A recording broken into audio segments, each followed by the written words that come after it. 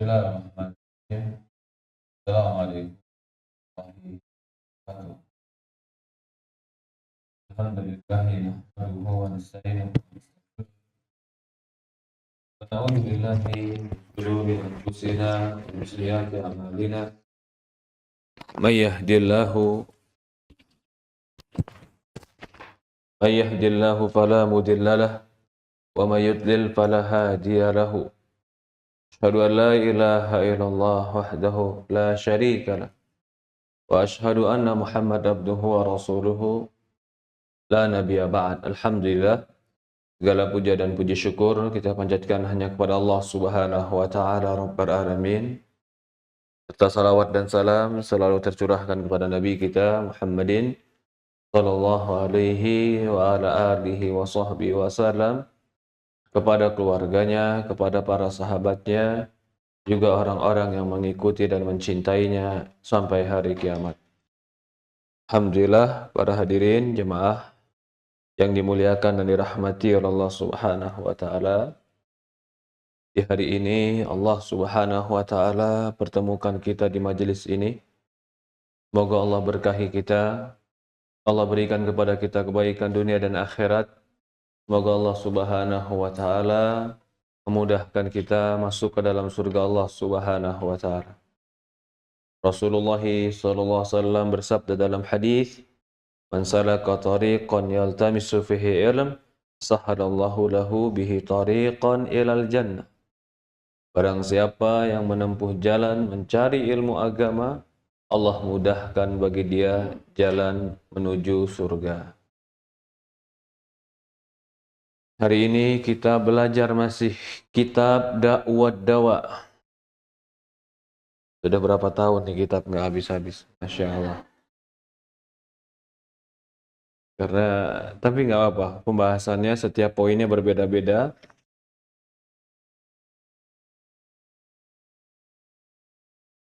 Ya, kita masuk pada poin yang kalau dalam buku terjemahan poin 36. Tapi kalau dalam buku bahasa Arab di poin yang ke-41.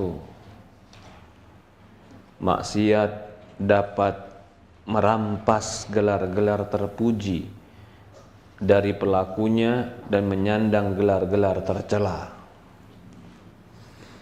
Ya, ini cukuplah menjadi sebuah alasan kenapa kita tidak melakukan kemaksiatan dan tidak melakukan dosa terang-terangan, karena perbuatan dosa akan menyebabkan seorang pelakunya hina. Bahkan dia akan mendapatkan julukan-julukan jelek dikarenakan perbuatannya.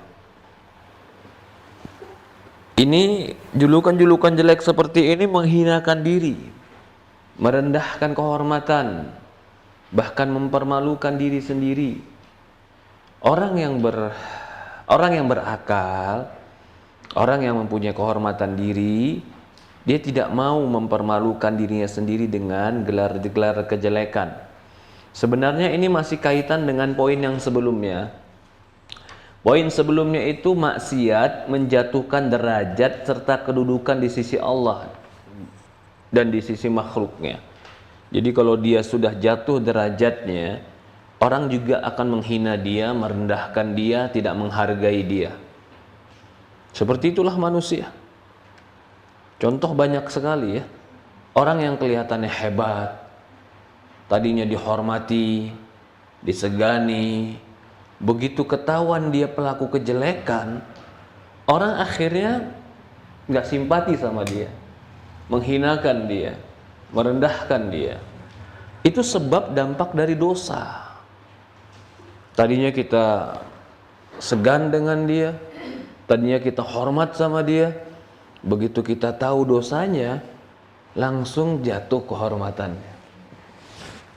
Masya Allah, di daerahnya terkenal dengan orang dermawan, bantu masjid, bantu pembangunan masjid, orang-orang fakir miskin di sekitar rumahnya. Tentu dia akan dihormati sama manusia karena perbuatan baik itu.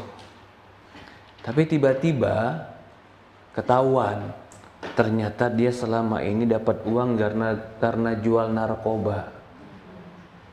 Jatuh nggak kehormatannya? Jatuh.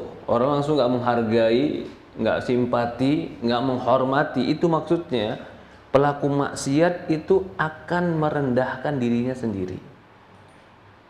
Coba contoh, maaf, satu orang datang ke rumah kita, pakaiannya santun, sopan, hijabnya syar'i, perkataannya baik. Kita pasti akan menyenanginya, kita pasti akan merasa aman dengan dia.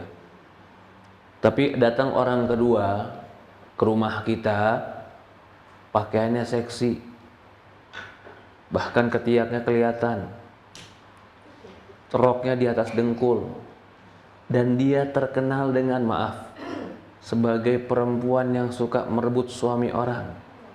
Kalau dia masuk rumah kita, kira-kira gimana? Suami kita apain? Ngumpetin, jangan keluar ya. Jangan keluar, bahaya ya. Kenapa? Jangan. Kenapa kita memperlakukan dia seperti itu? Tamu yang pertama pakai jilbab, santun, nggak ada kalimat jelek dan nggak pernah kita dengar kejelekan dosa dari dia. Ketika dia masuk kita aman saja. Tapi ketika ada orang yang kedua ini, kita langsung memposisikan dia dengan posisi yang kita berhati-hati.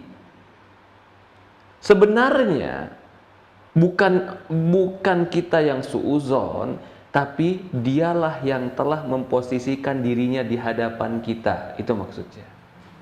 Dia yang memposisikan dirinya sendiri di hadapan kita. Maka pelaku dosa itu sedang memposisikan dirinya di mata manusia. Contoh lain, datang ke rumah kita, laki-laki, baik, santun, penampilannya bersih, rapi, lalu berpendidikan, minta anak perempuan kita. Biasanya kan kalau seperti ini ya paling enggak ada penerimaan yang baik dulu, duduk dulu, ngobrol dulu. Karena penampilan dia tidak menampakkan orang yang melakukan sebuah kemaksiatan dan dosa.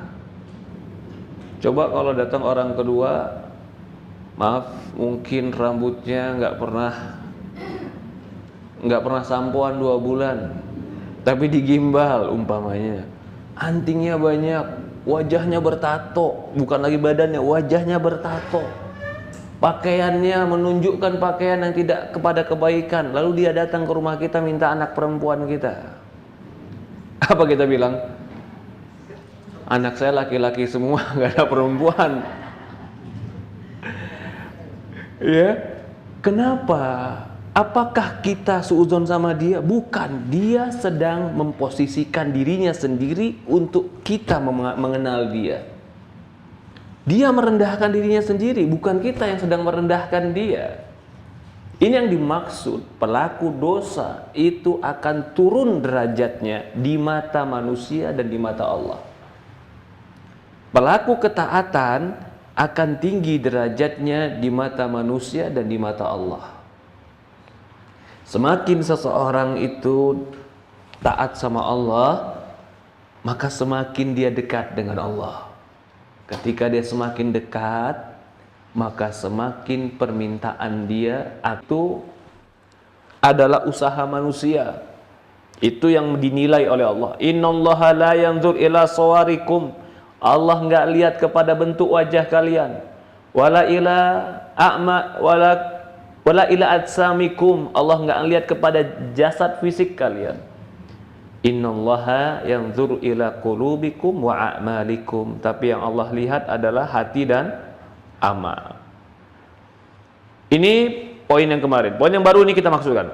Maksiat dapat merampas gelar-gelar terpuji dari pelakunya dan menyandang gelar-gelar tercela. Masih dampak maksiat. Di antara hukuman pelaku maksiat, bahwasannya pelaku maksiat akan dirampas, akan diambil darinya nama-nama yang mulia dan terpuji. dan dia akan dipakaikan dengan nama-nama hina dan kerendahan. Hilang dari dia nama mukmin, nama baik, nama orang yang ihsan, nama orang bertakwa, orang taat, orang yang kembali, atau hilang dia julukan sebagai wali, orang soleh, hamba, sebagai orang-orang yang diridhoi oleh Allah. Hilang semua itu, diganti dengan nama fajir. Namanya diganti jalan penjahat, pelaku maksiat, pendusta, orang perusak, orang jelek, penzina, pencuri, pembunuh, pendusta, pengkhianat. Akhirnya dia mendapatkan gelar-gelar jelek dikarenakan nama dia, dikarenakan perbuatan dia sendiri.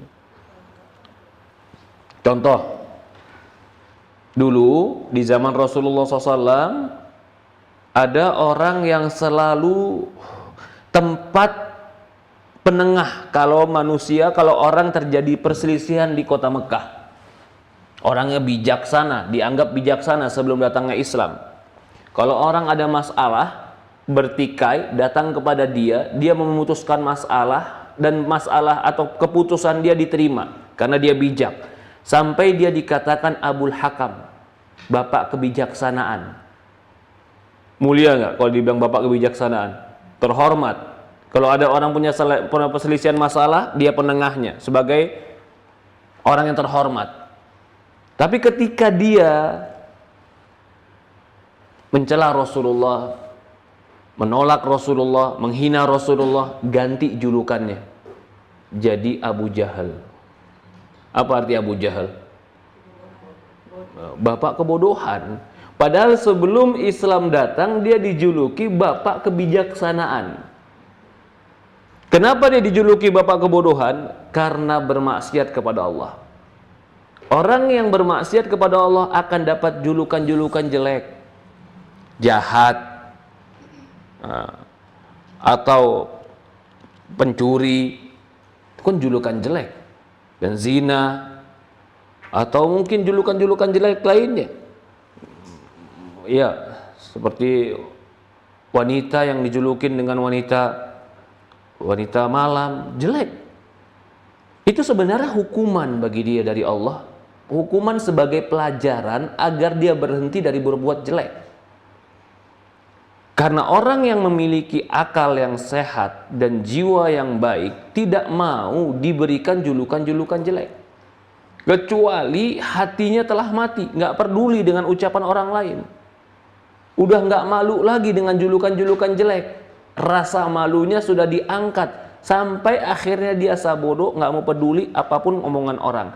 Padahal ketidakpedulian dia itu karena hilangnya rasa malu. Dari inilah kaitannya malu itu bagian daripada iman. Karena orang yang malu tidak akan mau diberikan julukan jelek, malu. Sehingga perbuatan malu dia menghalangi dia berbuat jelek. Karena tidak mau dapat julukan-julukan jelek atau dapat perkataan-perkataan jelek. Maka itu Allah mengatakan di Quran, fahadil asma fusuq. Nama-nama ini nama-nama kejelekan dan kefasikan. Allah mengatakan dalam Al-Quran, bi'sal ismul fusuqa ba'dal iman. Sejelek-jeleknya nama adalah kefasikan setelah datang nama keimanan. Alladzi yujibu ghadabud dayyan wa dukhulun niran wa 'ishul khizl wal hawan. Yang ini semua mengharuskan dia mendapatkan murka Allah, masuk ke neraka dan hidup dalam kehinaan dan kerendahan.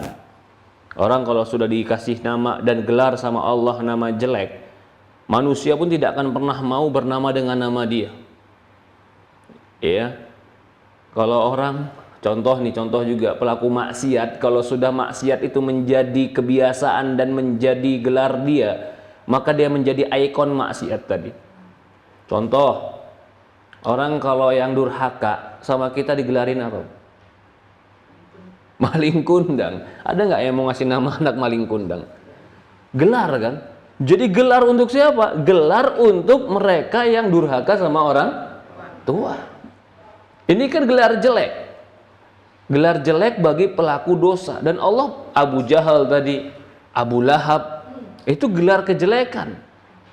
Firaun itu sebenarnya kalau kita lihat secara sejarah dan secara bahasa, Firaun itu adalah gelar untuk seorang raja.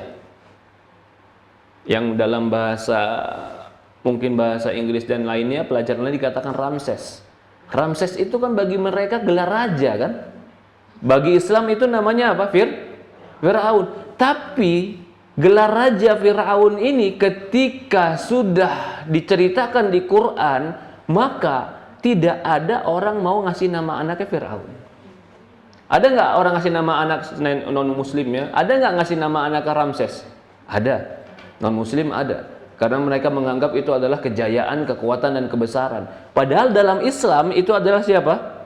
Firaun. Ada nggak orang Islam mau ngasih anaknya Firaun? Nggak ada. Kehinaan. Padahal kalau dilihat kaya, Firaun kaya. Dilihat sukses, Firaun paling sukses. Kenapa tidak ada orang memberikan nama itu? Karena itu gelar kejelekan. Yang ingin disampaikan di sini, pelaku maksiat akan mendapatkan gelar-gelar kejelekan. Jadi dia tidak meninggalkan kebaikan, bahkan meninggalnya dia dengan meninggalkan jejak jelek. Allahu Akbar.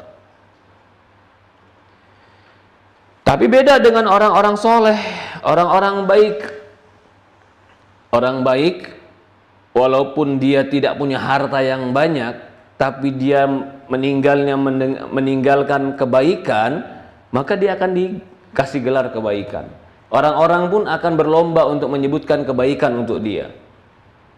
Maka sampai sekarang orang masih banyak menamakan anaknya Syafi'i. Padahal Imam Syafi'i bukan orang kaya, Imam Syafi'i juga bukan raja, Imam Syafi'i juga bukan orang yang berkuasa menguasai bahkan Afrika. Firaun menguasai Afrika, bahkan lebih dari Afrika dia kuasai. Imam Syafi'i nggak menguasai apa-apa, tapi orang menamakan anaknya dengan nama itu karena itu gelar kemuliaan. Ini yang ingin disampaikan oleh Syekh, kalau kita melakukan maksiat, maka kemaksiatan itu akan terus diingat menjadi gelar kehinaan buat kita. Tapi kalau kita melakukan kebaikan, kebaikan itu akan terus diingat dan mengharumkan nama kita. Orang yang memiliki jiwa yang benar, dia akan menjaga kehormatannya dan gelar kebaikannya agar tidak dikenang kejelekannya. Di sini pula kita itu sangat butuh agar Allah tutup kejelekan kita. Karena kalau kejelekan kita dibuka oleh Allah di hadapan orang lain, maka kita akan rendah dan hina.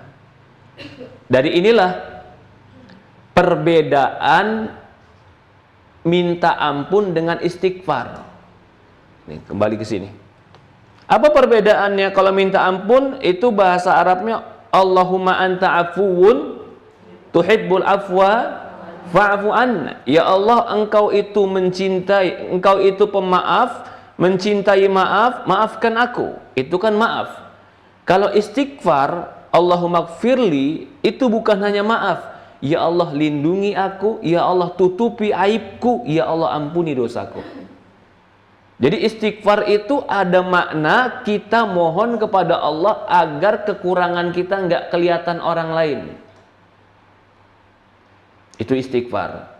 Karena ketika kekurangan dan aib kita kelihatan orang lain, menurunkan kehormatan kita dan harga diri kita.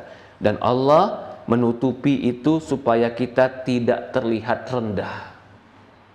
Tapi ada orang yang nggak mungkin ditutupi lagi, karena dia terang-terangan melakukan maksiat, terang-terangan melakukan dosa, siang malam melakukan maksiat. Bahkan ketika Allah telah tutupi, dia yang ceritain sama orang lain kemaksiatannya. Itu nggak boleh, nggak boleh.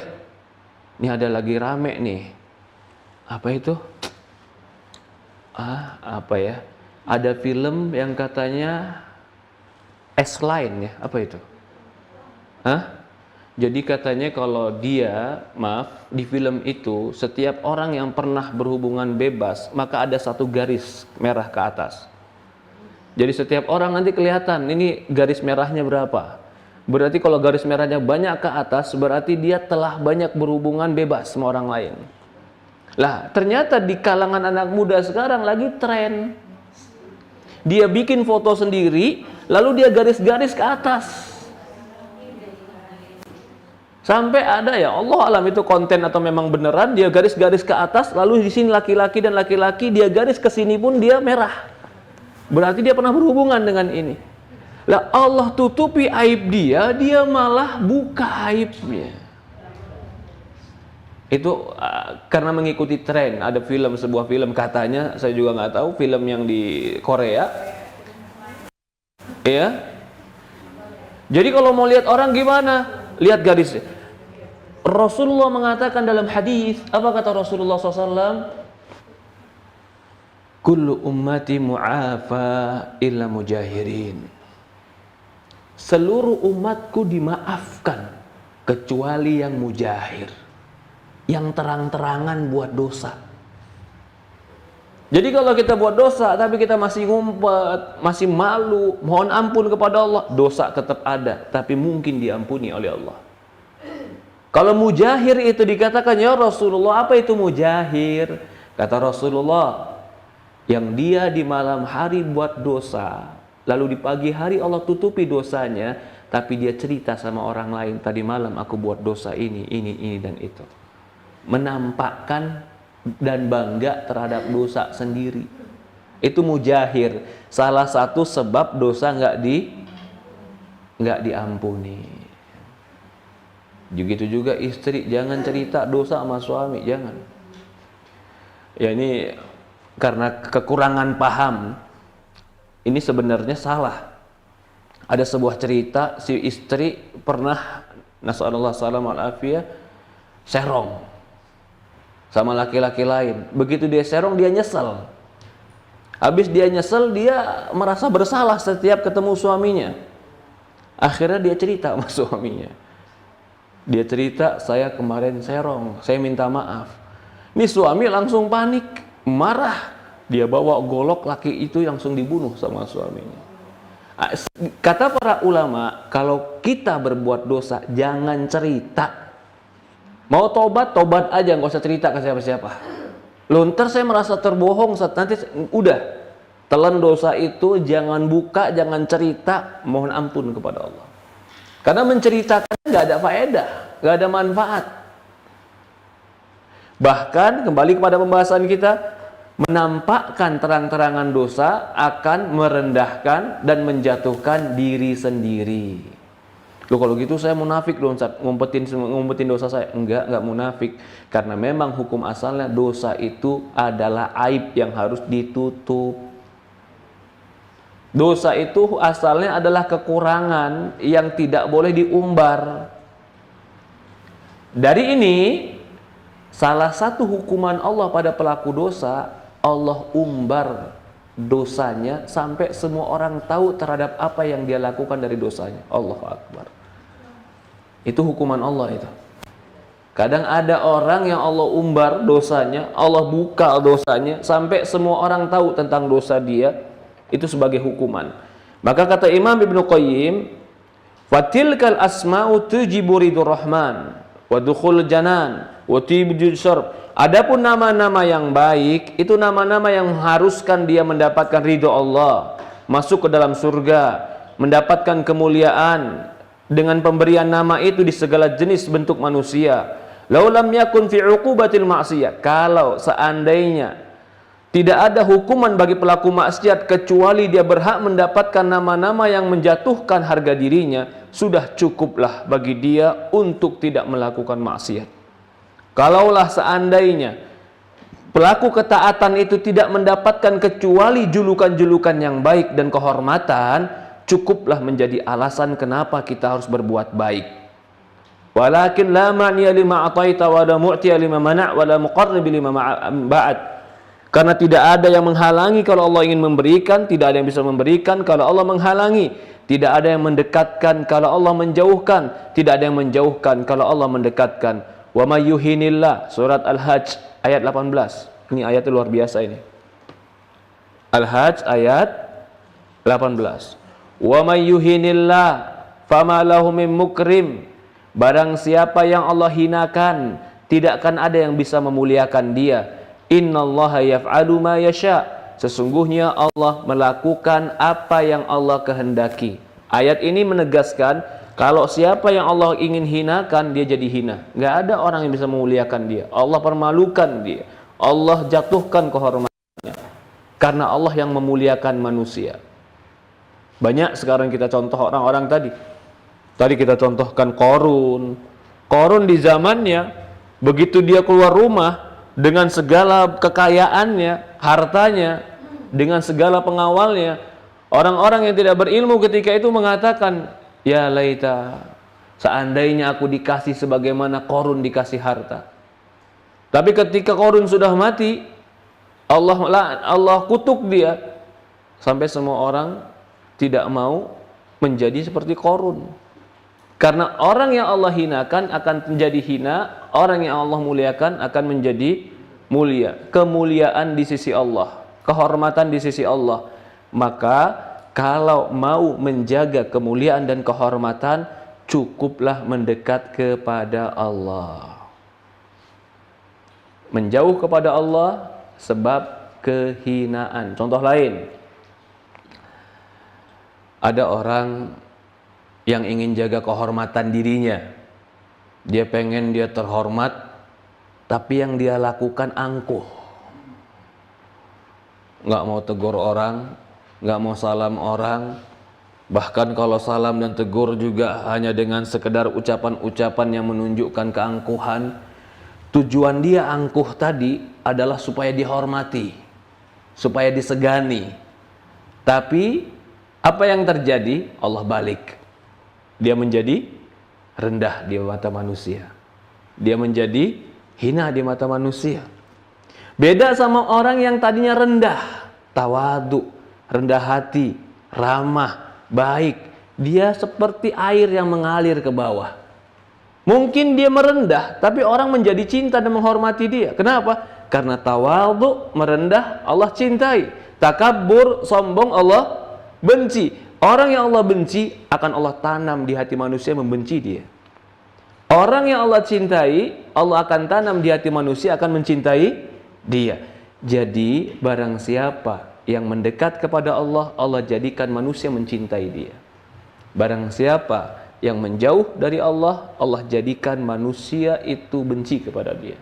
Di dalam hadis Rasulullah mengatakan, "Manil tamasa ridallah bisakhatin nas, ridallah an wa ardan nas ajma'in." Kata Rasulullah SAW, barang siapa yang mencari ridho manusia, walaupun mungkin manusia nggak suka. Barang siapa yang mencari ridho Allah, walaupun manusia nggak suka, Allah akan ridho kepada dia dan Allah akan jadikan manusia ridho kepada dia. Barang siapa yang mencari ridho manusia dengan kemurkaan Allah, maka Allah murka kepada dia dan Allah jadikan manusia pun benci kepada dia. Itu hukuman dosa yang terkadang orang nggak sadar. Dikiranya hukuman dosa itu langsung bangkrut. Enggak, kadang nggak Allah bangkrutkan. Kadang tetap Allah kasih kemajuan, kesuksesan, kelapangan. Tapi Allah kasih apa dia? Allah kasih kehinaan.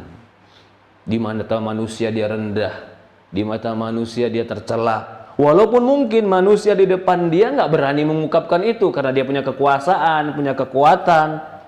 Tapi di hati manusia, manusia tidak menghargainya. Manusia tidak menghormatinya.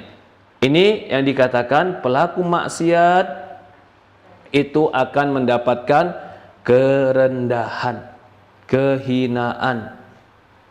Maka harusnya ini menjadi sebuah alasan, cukuplah bagi kita menjaga diri dari kemaksiatan. Nasallallahu salamah wal afiyah. Jaga diri, jaga kehormatan. Termasuk salah satu sifat wanita penghuni surga apa? Menjaga kehormatan. Kehormatan diri, kehormatan keluarga, kehormatan agama, jaga. Itu salah satu sifat wanita penghuni surga. Berikutnya, al-ma'asi sababu nuqsanul aqal. Orang yang maksiat sebab dari kurangnya akal. Melemah fungsi akalnya kalau terjemahannya. Itu bahasanya santun sekali. Orang yang maksiat akan melemah fungsi akalnya. Menurut saya bahasanya santun. Karena kalau bahasa bebasnya, pelaku maksiat menyebabkan dia bodoh.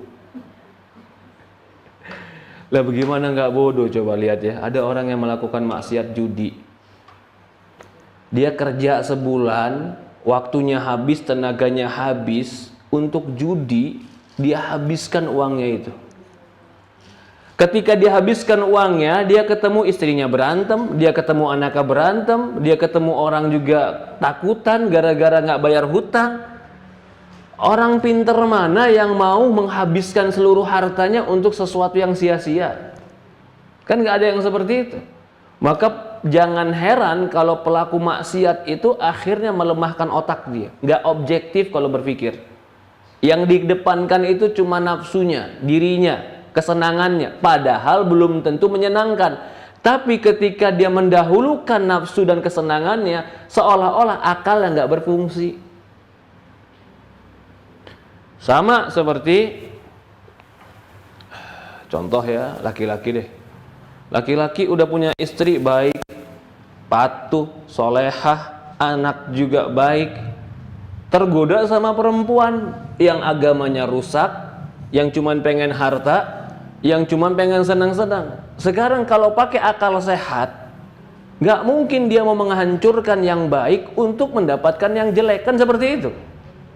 Itu kalau akal sehat. Tapi kalau nafsu yang sudah bicara, akalnya kurang. Ini yang dikatakan maksiat akan melemahkan akal, melemahkan objektivitas dalam berpikir. Termasuk juga akan melemahkan akal ketika narkoba, mabuk. Kita baca di sini. Dikatakan maksiat akan melemahkan akal. Aslun hada kullu anna qalbna wa min uqubatiha, di antara hukuman pelaku maksiat annaha tu'athiru bi khasiyah fi nuqsanil akal. Dia memberikan pengaruh khusus bagi akal. Fala tajidu aqilin ahaduhuma muti'ullah wal akhar a'asi illa aqal muti'mah minhuma awfar wa akmal. Fakariha asah, fikruhu asah, wa ra'yu asyad, wa sawabu qarinuh. Masya Allah, betul. Tidaklah kau dapatkan dua orang yang berakal, salah satunya taat kepada Allah, yang lain pelaku maksiat, kecuali orang yang taat kepada Allah, akalnya lebih sempurna, pemikirannya lebih baik, cara berpikirnya lebih benar, dan dia lebih dekat kepada kebenaran. Nah, ini kalau orang yang suka maksiat, objektivitasnya hilang, cara berpikirnya hilang. Apakah itu enggak bahaya, Ustadz? Bahaya. Bahaya. Saya mau contohkan begini. Apa dasar, saya mau bertanya dulu, apa dasar kita dalam mengambil keputusan kehidupan? Kita mau ambil keputusan apa saja, itu dasarnya apa? Dasarnya adalah cara berpikir, ya kan? Akal, ya kan? Kalau cara berpikir kita, akal kita salah, maka akan sangat mungkin keputusan kita salah. Contoh, datang ke rumahnya anak muda, mobilnya mewah, anak orang kaya, nasabnya bagus, anaknya juga kelihatan bersih, tapi nggak pernah sholat, nggak pernah ke masjid. Datang ke rumah dia, ngelamar anak dia. Ada orang kedua, mungkin nggak semewah itu mobilnya, tapi dia suka sholat ke masjid. Tapi yang kedua ini secara dunia tidak sementereng yang pertama. Kalau hati itu salah cara berpikir, dia akan salah cara mengambil keputusan buat hidup dia. Ketika dia salah cara mengambil keputusan buat hidup dia, maka itulah awal masalah demi masalah akan dihadapi. Tapi kalau dia awal ngambil keputusannya benar, maka kebaikan dan kebaikan terus dihadapi. Pertanyaannya, kenapa dia bisa salah nilai dan ambil keputusan yang salah? Karena kurang akal. Kenapa kurang akal? Karena kurang taat dan kurang ilmu agama. Jadi ketaatan, akal, kecerdasan itu diasah dengan kemurnian hati. Kalau hatinya murni, bersih dari maksiat, maka semakin objektif dia bisa menilai kebenaran.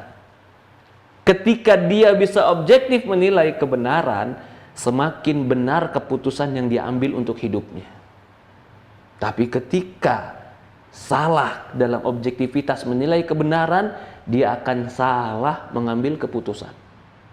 Contoh seperti ini tadi. Ini keputusan untuk mengambil menantu umpamanya. Salah, ketika salah, dia hanya melihat perkara dunia tapi nggak ngelihat agama. Ternyata orangnya angkuh, ternyata orang yang sombong, nggak menghargai mertua, nggak menghargai keluarga, sedih selamanya.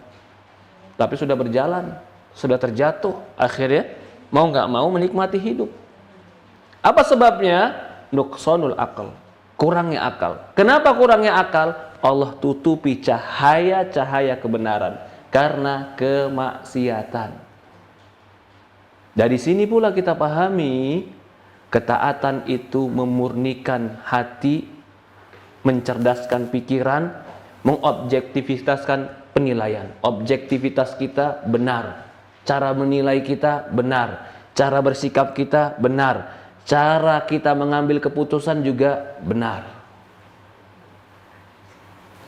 Karena kita butuh bimbingan Allah supaya Allah bimbing kita untuk mengambil keputusan yang benar. Berkata lagi Imam Ibnu Qayyim.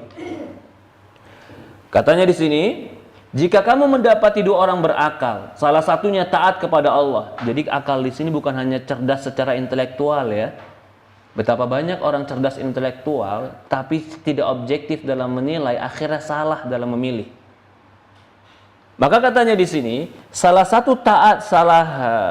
jika kamu mendapati dua orang berakal, salah satunya taat kepada Allah, sementara yang lain pelaku maksiat, maka akal orang yang taat lebih sempurna, pikirannya lebih benar, pendapatnya lebih lurus, dan kebenaran selalu menjadi pendampingnya. Oleh sebab itu, kamu mendapati seruan Al-Quran senantiasa disandingkan dengan para pemilik akal dan pikiran.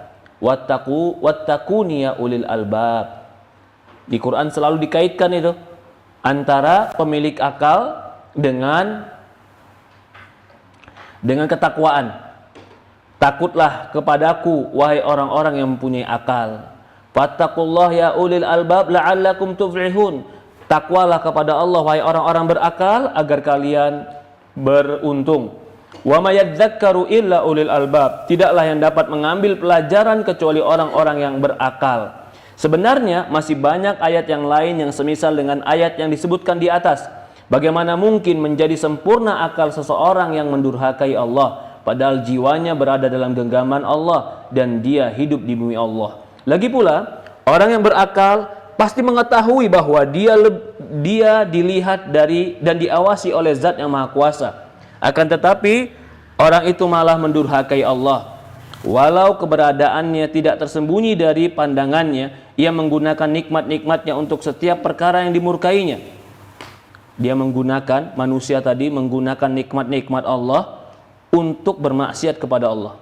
Setiap saat dia menyebabkan kemarahan, menyebabkan laknat, jauh dari Allah, sebagai ganti kedekatannya, terusirnya dari pintu-pintu surga, berpalingnya dari Allah dan kehinaan di hadapannya, serta dibiarkan sendiri antara dirinya dengan musuhnya.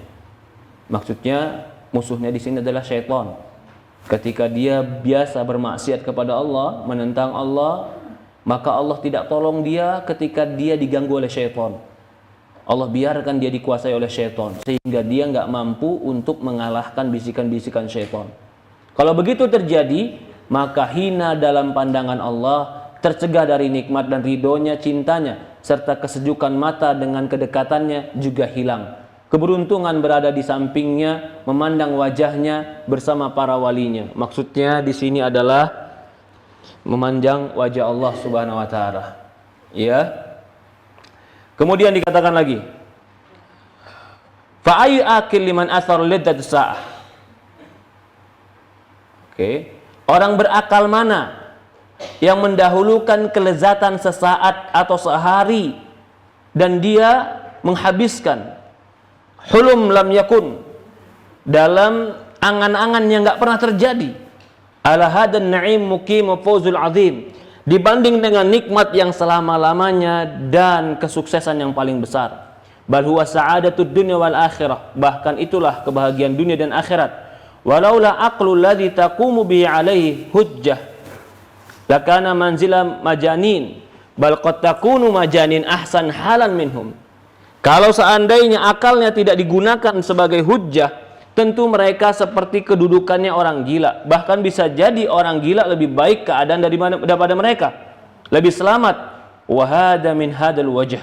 Dari sisi ini maka dikatakan pelaku maksiat bisa lebih jelek, atau bisa dikatakan kurang akal, atau pelaku maksiat dikatakan bodoh. Maksudnya begini, orang gila punya akal tidak? Tidak.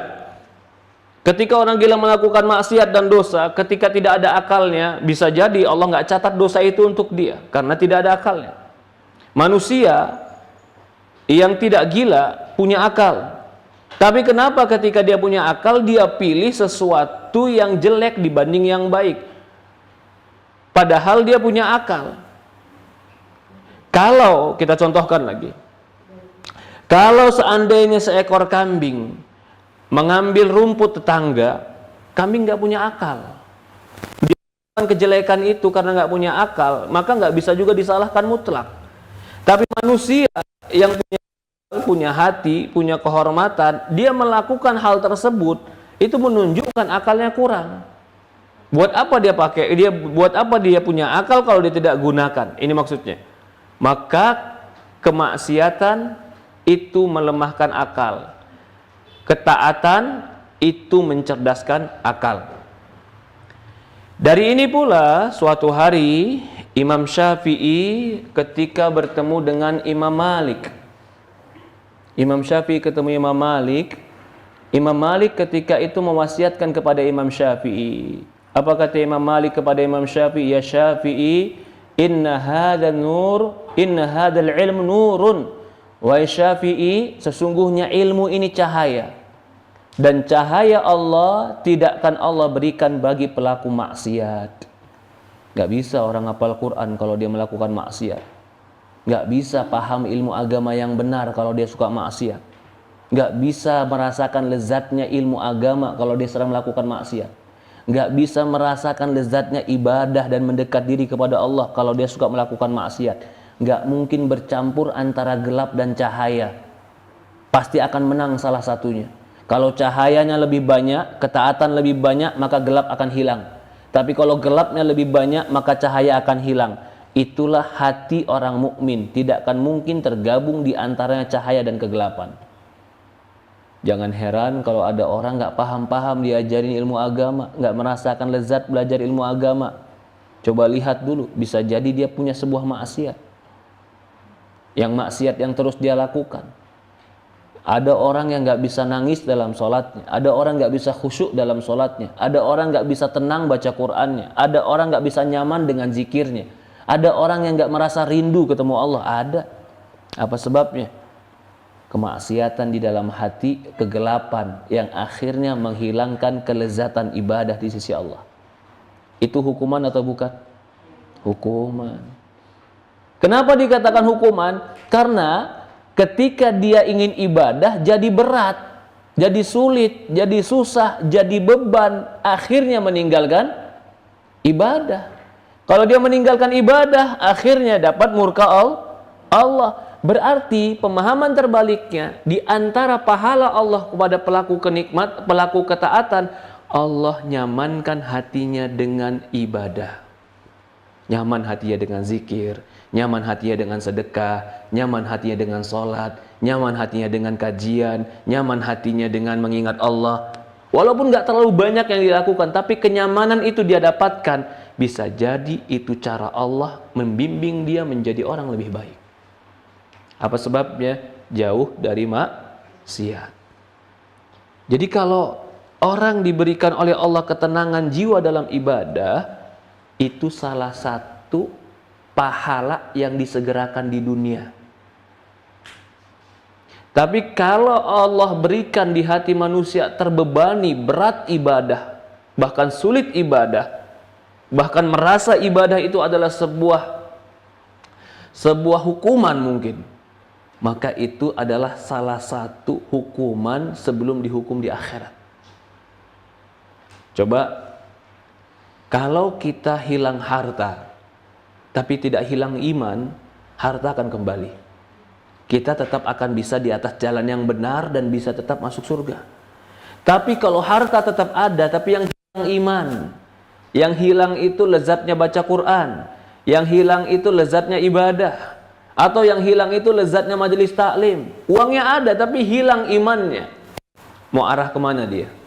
Mau jalan kemana dia? Itu hukuman juga. Ini yang dimaksud Imam Al-Qayyim. Hukuman Allah bagi pelaku dosa bukan hanya di akhirat, tapi ada di dunia hukuman-hukuman yang tidak disadari. Ketika ada orang yang mendengarkan ceramah 2 menit, ketika orang ada mendengarkan ceramah 2 menit, orang mendengarkan ini menangis. Tapi ketika didengarkan kepada pelaku maksiat, dia bingung, kenapa kamu nangis? Apa sebabnya? Dia dengar sama, kalimatnya sama, dari orang yang sama, tapi yang satu Allah bukakan hatinya, yang satu Allah tidak bukakan hatinya. Apa beda dan sebabnya? Maksiat menutup akal, yang artinya menutup hati. Itu hukuman bagi pelaku kemaksiatan. Ya. Kemudian berkata lagi Syekh di sini, apa kata Syekh selanjutnya? Kata dia, wa amma ta'thiru fi nuqsanul aql. Wa amma ta'thiru fi nuqsanul aql ma'aishi falaula ishtiraku fi hada nuqsan la dhahara mutina nuqsanul aql asina lakana jaihatul amah jununul funun. Berkata, maksiat mengakibatkan berkurangnya fungsi akal manusia dalam menjalani kehidupan. Jikalau persamaan dalam hal kekurangan akal antara pelaku maksiat dan orang gila tersebut jelas, jika memang demikian faktanya, maka tentu akan tampak keunggulan orang-orang yang taat atas pelaku maksiat. Namun, amat disayangkan bahwa bencana ini merata dan kegilaan itu beraneka ragam bentuknya. Sungguh mengherankan apabila akal manusia itu waras, pasti dia mengetahui bahwasannya jalan mendapatkan kelezatan, kegembiraan, kebahagiaan dan kehidupan yang baik adalah ridho Allah, tunduk kepada Allah, yang seluruh kenikmatan berada pada ridhonya. Sebaliknya, seluruh kepedihan, azab terdapat pada kemarahan dan kemurkaan Allah Subhanahu wa taala. Di dalam ridhonya terdapat kesejukan pandangan, kegembiraan jiwa, kehidupan hati, kelezatan rohani, baik dan kelezatnya kehidupan, serta sebaik-baiknya nikmat yang sekiranya sebesar atom darinya ditimbang dengan nikmat-nikmat dunia tentu tetap tidak seimbang. Bahkan sekiranya hati mendapatkan bagian yang paling kecil dari hal itu, tentu ia tidak akan ridho untuk menggantikan dengan dunia dan segala isinya, yaitu maksudnya hati yang mendapatkan ketentraman dengan mengingat Allah, hati yang mendapatkan ketentraman dengan ibadah kepada Allah. Ditambah lagi, pelaku merasa nikmat dengan bagiannya di dunia. Rasa nikmat yang dia rasakan itu jauh lebih besar dibandingkan kenikmatan orang-orang hidup bermewah-mewahan di dunia. Rasa nikmat tersebut tidak tercemari sedikit pun dengan perkara-perkara yang dicemari orang-orang hidup dalam kemewahan, baik berupa kegundahan, kegelisahan, kesedihan, halangan maupun rintangan. Ia telah mendapat 2 kenikmatan, namun masih menunggu 2 kenikmatan lain yang lebih besar. Meski demikian, terkadang dalam fase ini dia pun mengalami jumlah rasa sakit. Hal ini sebagaimana disebutkan firman Allah, in takunu ta'lamuna fa innahum ya'lamuna kama ta'lamun wa tarjuna minallahi ma la yarjun. Jika kamu menderita sakit, maka ketahuilah mereka pun menderita kesakitan. sebagaimana kamu rasakan sakit. Sedangkan kamu masih dapat pengharapan, mengharapkan dari Allah apa yang tidak dapat mereka harapkan. An-Nisa ayat 104. Perhatikan nih 104, ayatnya bagus sekali sebenarnya. In takunu ta'lamun, kalau kalian merasa sakit, kaum muslimin, kalian merasa sakit, fa innahum ya'lamun, maka orang-orang kafir pun merasa sakit, sama kayak kalian, sebagaimana kalian merasa sakit. Tapi kalian orang beriman, rasa sakit kalian tarjuna minallah, kalian masih berharap pahala dari Allah. Ma la yarjun, mereka rasa sakitnya nggak dapat pahala dari Allah. Kita sakit tidak? Sakit. Kita capek tidak? Kita letih tidak? Letih. Kita pusing pada dunia, apakah orang kafir tidak? Sama. Semua sama. Capeknya dapat, letihnya sama, sakitnya sama, punya masalah sama. Orang mukmin dapat, orang kafir dapat. Mereka dapat seperti kita, kita pun dapat seperti mereka. Tapi apa bedanya? Kita orang mukmin masih setiap capek kita, setiap letih kita dapat pahala di sisi Allah. Mereka setiap capek mereka, setiap letih mereka, setiap sulit mereka itu nggak dapat pahala di sisi Allah. Kenapa kita lemah ketika kita dapat rasa sakit? Padahal rasa sakit kita akan mendapatkan pahala di sisi Allah. Itu cara berpikir orang yang berakal. Maka seperti ini juga Allah mengatakan dalam Al-Quran, innaka kaidihun ila rabbika kadhan famulakih. Kata Allah Subhanahu wa taala, sesungguhnya engkau berletih, bersusah payah menuju Allah. Innaka kadihun ila rabbika kadhan. Kalian bersusah payah untuk menuju Allah, famulakih, sampai kalian bertemu Allah. Berarti mukmin itu untuk bertemu Allah, mereka mempersiapkan segala sesuatunya susah payah. Susah payah untuk sholat, susah payah untuk taat, susah payah untuk sabar, susah payah untuk puasa, susah payah untuk sedekah, famulakih. Susah payahnya itu dia akan mendapatkan pahala di sisi Allah. Adapun orang kafir, susah payah mereka mendapatkan neraka. Udah susah di dunia, dapat juga neraka di akhirat. Dari inilah Rasulullah mengatakan, ad-dunya sijnul mu'min wa jannatul kafir. Kata Rasulullah SAW, dunia ini penjara bagi orang beriman dan surga bagi orang-orang kafir. Penjara dari apa? Maksudnya penjara dari hawa nafsu. Surga bagi orang kafir, kenapa? Orang kafir di sini, di dunia, mereka boleh melakukan apa saja seolah-olah surga. Karena nanti di akhirat mereka akan dipenjara dengan neraka. Jadi senikmat-nikmatnya mereka di dunia, itu adalah surga mereka. Orang mukmin senikmat-nikmatnya dunia itu penjara bagi mereka. Kalau dibandingkan dengan akhirat. Kalau dibandingkan dengan akhirat. Di sini kata Imam Ibnu Qayyim, ya lanjut sedikit lagi, maka dia bilang, la ilaha illallah, betapa kurangnya akal seorang yang menjual permata dan minyak wangi dengan pengganti kotoran yang buruk. Maksudnya dia jual akhiratnya, dia jual rasa nikmat imannya, dia jual rasa ketaatannya, ditukar dengan apa? Ditukar dengan dunia. Barang yang sangat berharga ditukar dengan barang yang tidak berharga. Itu orang pintar atau orang bodoh? Orang bodoh. Kenikmatan surga yang selama-lamanya.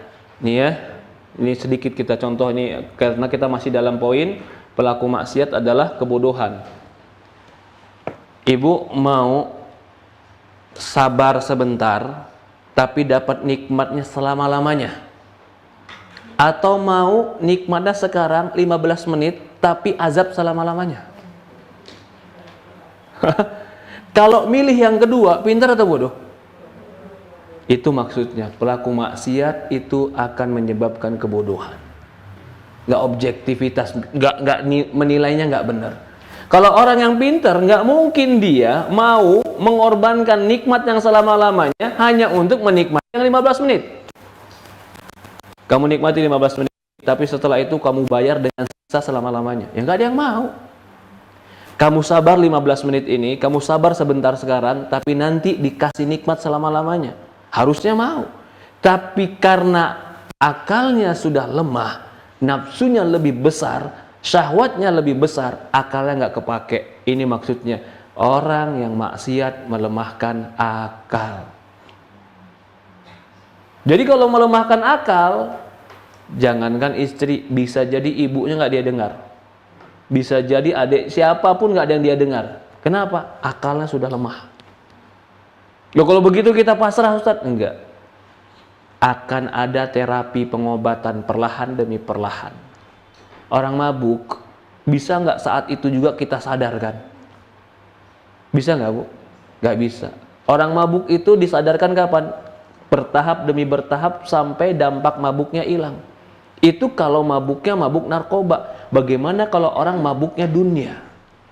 Mabuk syahwat, mabuk cinta, mabuk harta, mabuk jabatan, mabuk kekuasaan, sama mabuk juga. Mau dikasih tahu, tinggalkan sekarang. Enggak, lagi mabuk, akalnya nggak kepake. Kapan dia mau disadarkan? Perlahan demi perlahan. Ditinggalkan. Sampai akhirnya dia sadar kalau itu kejelekan. Ternyata yang memabukkan itu bukan hanya khamr, bukan hanya minuman keras. Dunia terkadang memabukkan. Kehormatan terkadang memabukkan. Pekerjaan, kesibukan, harta terkadang memabukkan. Bukan berarti Islam mengharamkan, tapi Islam cuma mengatur agar kita mengerti mana yang prioritas dalam hidup. Apa prioritas kita dalam hidup? Apa prioritas kita dalam hidup? Surga. Jangan pernah lemah nih semangat ini nih. Kalau kita punya semangat ini, prioritas saya adalah surga. Ketika bahagia tidak lupa daratan, ketika sulit tidak patah arang. Ketika sulit dia sadar, insya Allah nanti di surga Allah beri kebaikan. Ketika bahagia dia nggak angkuh karena dia sadar kebahagiaan dari Allah, dia harus berbagi bahagia kepada orang lain. Apa sebabnya? Akal yang mengerti makna kehidupan. Sedikit lagi. Kata Imam Al-Qayyim, yaitu dari kalangan 6, betapa kurang akalnya seseorang yang menjual permata dan minyak wangi dengan pengganti kotoran yang buruk. Tadi itu, mengganti dunia untuk akhirat. Akhiratnya dia bengkalaikan hanya untuk nikmat dunia. Menggantikan persahabatan dengan orang-orang yang telah beri nikmat oleh Allah, yaitu para sahabat, Rasul dan para nabi. Dari kalangan nabi, para siddiqin, para syuhada dan orang-orang soleh, dengan persahabatan orang-orang dimurkai dan dilaknat oleh Allah. Dia bukan ikutin nabi, bukan ikutin orang soleh, malah ngikutin orang yang dimurkai oleh Allah, orang yang dibenci sama Allah. Padahal dia telah menyediakan neraka jahanam untuk mereka. Sungguh neraka adalah seburuk-buruknya tempat kembali. Ya, jadi maksiat itu akan mengurangi akal. Maksiat itu akan menyebabkan orang bodoh. Artinya bodoh, tidak objektivitas ketika menilai. Akhirnya perbuatan dia nggak masuk akal.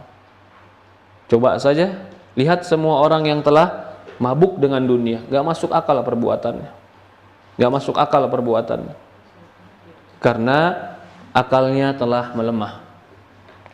Di poin ke-38, insya Allah nanti kita masuk poin 38, maksiat memutuskan hubungan seorang hamba dengan Rabb-nya.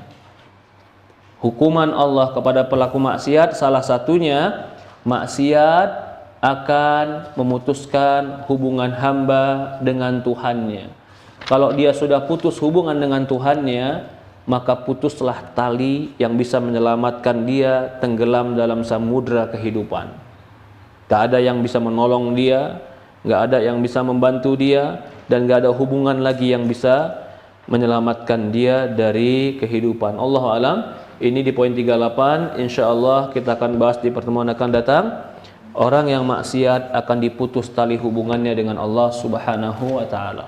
Maka Allah tidak akan membantu dia di dalam segala masalah-masalah kehidupannya. Ada pertanyaan, tafadhol, dipersilahkan. Silahkan Ibu.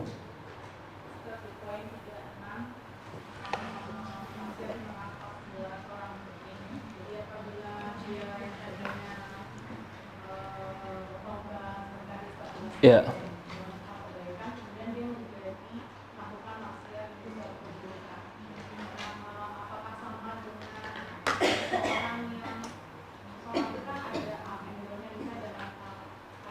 Oke.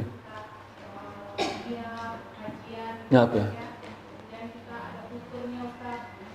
Nah, itu kita apa namanya digunakan oleh Allah yang tadinya datang ke kajian pada suatu hal seperti waktu beberapa hari karena COVID kan, jadi banyak juga Ustaz ya beberapa hari yang Iya. mendapat keinginan dari Allah. Satu itu Ustaz. Kedua itu apakah ini berlaku kehinaan dari Allah itu kan berlaku selama dia tidak bertobat? Oke. Pertama, kehinaan pelaku maksiat itu akan tetap ada sampai dia mencabut kehinaan itu sendiri dengan taubat. Ketika dia bertobat, maka kehinaan itu menjadi kemuliaan. Contoh, ingin membunuh Nabi, jelek atau baik? Membunuh Nabi, buruk, jelek kan? Khalid bin Walid dulu di barisan musyrikin yang ingin bunuh Nabi. Tapi ketika dia taubat, dia betul-betul beramal soleh, berbuat baik, Allah tutup keburukannya, Allah ganti kebaikannya, menjadi pedang-pedang Allah. Bisa jadi orang dulu hina sehina-hinanya karena berbuat dosa, Allah hinakan, tapi ketika dia bertobat, Allah muliakan dia.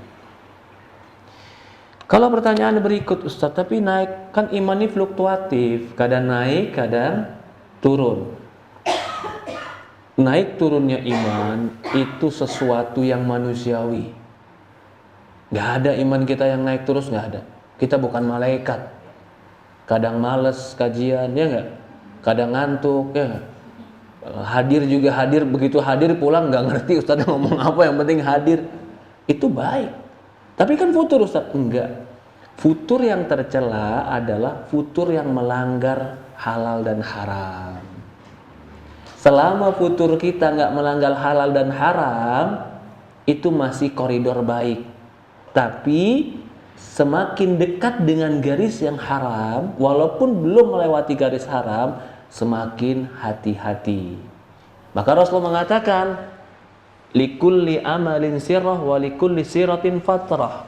Setiap amal ada semangatnya, setiap semangat ada futurnya. Barang siapa yang futurnya di atas sunnahku, faqad naja, dia selamat. Barang siapa yang futurnya keluar dari sunnahku, faqad halak, dia telah hancur.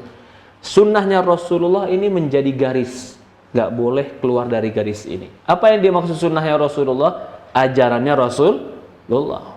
Kalau kita futurnya, Ustadz saya futur kajian, ternyata sholatnya tambah, baca Qurannya tambah, karena dia lebih semangat ke situ, ya nggak apa-apa, masih baik. Tapi hari-hari dia harus balik lagi kepada kajian, karena memang jiwa ini terkadang bosan pada satu keadaan terus. Ini jiwa manusia. Agar jiwa ini tidak bosan, maka Allah ciptakan beraneka ragam ibadah. Itulah salah satu fungsi kenapa beraneka ragam ibadah, agar kita berpindah dari satu ibadah ke ibadah yang lain dan tetap semangat. Jadi kalau ditanya ketika kita futur, apakah Allah hinakan kita? Jawabannya, apakah futurnya kita melanggar halal dan haram, melanggar garis Allah? Jawabannya kalau tidak, maka Allah tetap akan berikan perlindungan kepada kita dan tutup aib kita. Tapi kalau futurnya sampai melanggar yang halal dan yang haram, itu futur yang tercela, futur yang nggak boleh, faqad halak. Itu futur yang dicela Rasulullah SAW. Jadi kefuturan itu pasti ada. Bahkan para sahabat, suatu hari mereka merasa futur dari agama, merasa lemah iman mereka. Tanya ke Rasulullah, ya Rasulullah, kami merasa iman kami nggak kuat lagi ya Rasulullah. Artinya dulu kami baca Quran bisa nangis, dulu kami sholat bisa nangis, sekarang kami merasakan qaswa qulubana, hati kami keras ya Rasulullah. Tunjukkan kami amalan yang melembutkan hati kami. Maka Rasulullah mengatakan ketika itu, usaplah kepala anak yatim dan berikanlah orang miskin makan. Perhatikan, mengusap kepala anak yatim itu menjadi melembutkan hati. Kenapa Rasulullah nggak mengatakan sholat kalian, puasa kalian? Karena mungkin di saat itu sudah sering mereka lakukan. Ada waktunya mereka di situ agak merasa futur. Rasulullah berikan solusi yang lain, usap kepala anak yatim dan berikan makan kepada orang miskin. Pindah kepada ibadah yang lain tapi tetap di atas kebaikan. Ya, jadi kalau ditanya apakah futur itu semuanya tercelah? Futur itu manusiawi selama tidak melanggar yang halal dan yang haram. Itu jawabannya. Ya, pindah dari satu amal ke amal yang lain itu perlu. Ya, pertanyaan kedua tadi apa? Apakah orang yang bertobat, tadi sudah dijawab juga ya? Apakah orang yang berdosa dan bertobat akan dicabut kehinaannya? Jawabannya iya, akan dicabut kehinaannya. Banyak para sahabat yang dulunya pelaku dosa, tapi begitu dia masuk Islam dan berbuat baik, Allah muliakan mereka. Allah musta'an. Ya, ada lagi yang lain? Silakan Ibu. Waalaikumsalam warahmatullahi wabarakatuh. Ustaz, tadi yang kalau kita mengharapkan ridho Allah itu kan akan mendapatkan kebahagiaan. Tapi kalau mengharapkan ridho manusia akan Allah mungkin murka. Allah murka, oke. Contohnya ridho manusia itu apa ya? Oke. Gini. Contoh ya. Ibu berpakaian untuk apa? Menutup aurat. Menutup aurat karena Allah. Suatu hari diundang dalam pesta kawinan. Katanya harus pakai pakaian khusus yang agak terbuka auratnya. Kalau nggak pakai, nggak enak Ustadz, nggak seragam sama keluarga yang lain. Apa yang kita lakukan? Nggak usah datang. Ini keluarga, nggak mungkin nggak datang juga. Keluarga besar, nggak mungkin nggak datang. Di situ maksudnya ridho siapa yang kita cari. Itu maksudnya ridho siapa yang kita cari. Kalau ridho Allah yang kita cari, kita akan bertanya mana pakaian yang Allah ridho. Ini pakaian contohnya. Kalau laki-laki mungkin contohnya adalah cara bekerja. Kamu bekerja karena ridho Allah atau karena cari duit. Ada yang ridho Allah dapatnya sedikit tapi Allah ridhoi. Ada yang dapatnya banyak tapi Allah nggak ridhoi.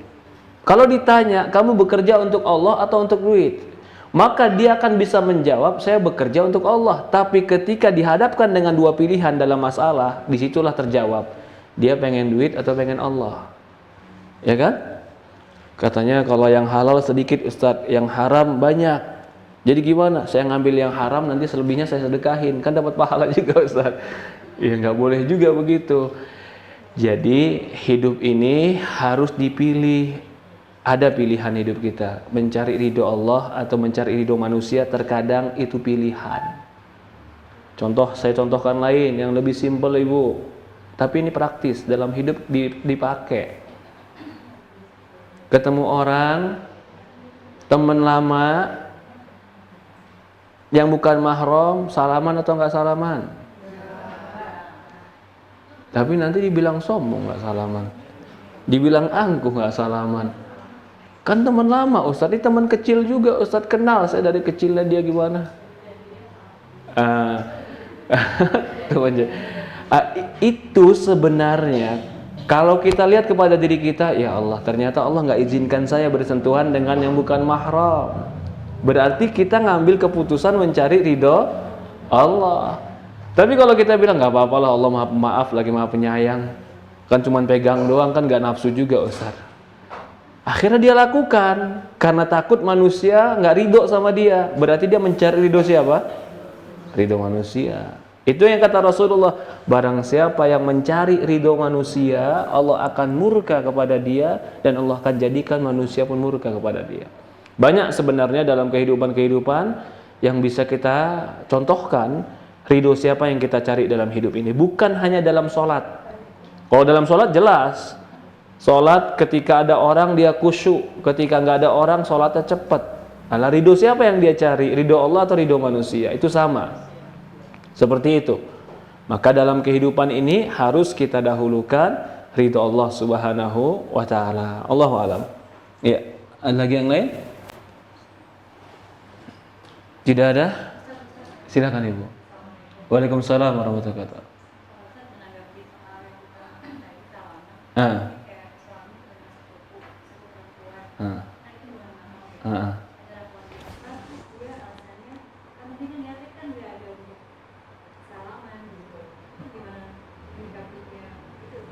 Iya, pertama ketahuilah ilmu itu untuk diri kita. Iya. Dan tidak semua orang ada di level kita dalam ilmu dan keyakinan. Kita mungkin sudah tahu, sudah berilmu, sudah punya yakin. Tapi bisa jadi orang di sekitar kita belum tahu ilmu itu atau belum meyakini ilmu itu. Apa yang pertama sikap kita? Mengajari. Kalau dia bilang yang penting kan gak nafsu, yang penting gak ada syahwat, ini kan sepupu. Sepupu itu boleh dinikahi. Sepupu boleh dinikahi nggak? Boleh. Rasulullah SAW atau Rasulullah menikahkan Ali bin Abu Thalib dengan Fatimah. Fatimah sama Ali itu masih adik sepupu. Dinikahi sama Rasulullah SAW, menikahkannya. Jadi sepupu itu bukan mahram. Lalu kalau ada pertanyaan tadi yang penting nggak nafsu, perhatikan hadis. Hadisnya juga ketika melarang itu tidak mengkaitkan dengan nafsu. Kata Rasulullah SAW dalam sebuah hadis, la yut'an ra'su ahadukum bimikhyati minal hadid khairun lahu an yamassul mar'a la tahillulah.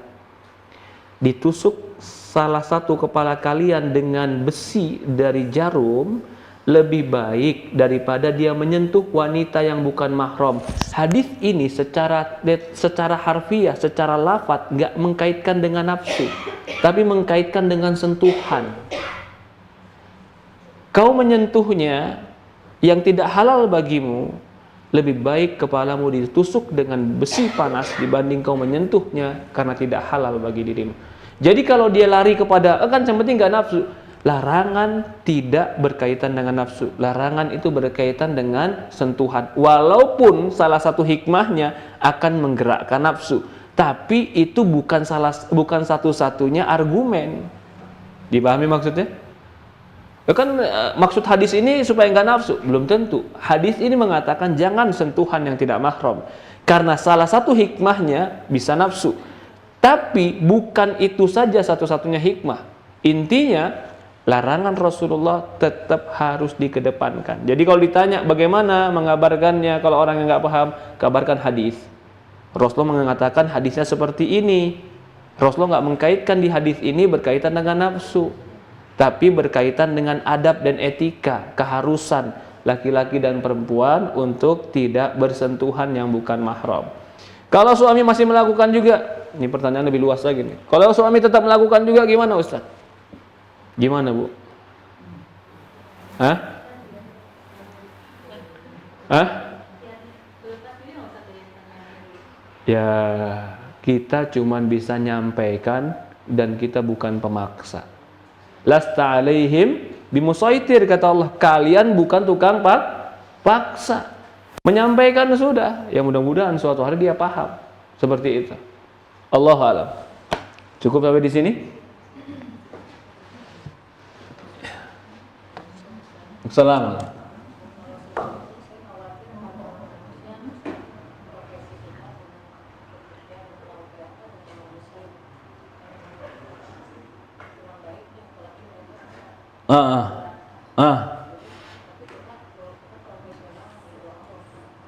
Oh ya, pekerjaan kita terkadang berbenturan, bersentuhan dengan non-muslim yang mereka kurang baik. Merekanya. Oke.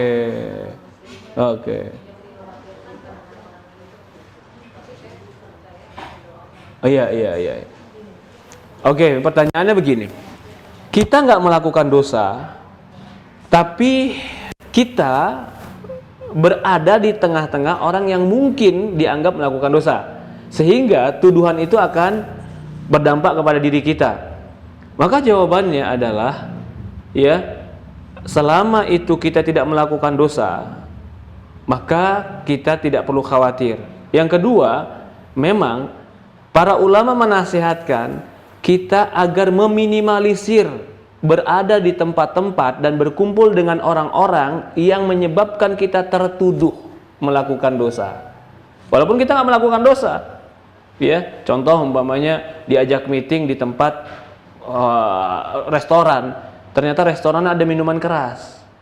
Kita nggak minum memang, Dan kita berada di situ, yang minum nggak juga, mereka juga nggak minum gitu. Tapi kalau terus-terusan kita lakukan ini, khawatir ada tuhmah, ada tuduhan untuk kita.